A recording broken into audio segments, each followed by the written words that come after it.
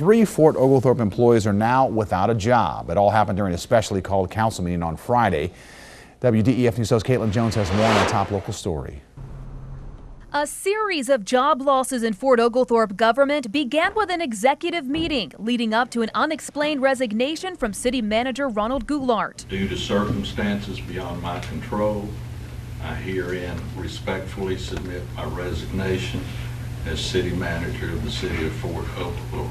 Next, Mayor Lynn Long recommended Harold Silcox as the interim city manager. The council approved, and once the meeting adjourned, Silcox immediately got to work, firing Public Works Director Jeff Long and Police Chief David Eubanks. I guess local politics, the dirty politics, but that's, I'll just notify my attorney and let him take it from there. I would like to talk to you, but not at this time. Thanks. Mayor Long wouldn't go into detail about what led up to Goulart's resignation. Mr. Goulart, that was his decision to resign. That was not the council's decision. He made that decision. But Goulart says the mayor gave him an ultimatum.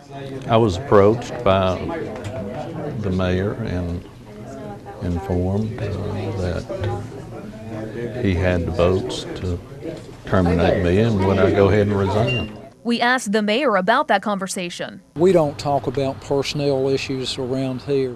He was tight-lipped when it came to his opinion of Goulart's work. His performance as a city manager, was he up to par? So that was his decision to leave.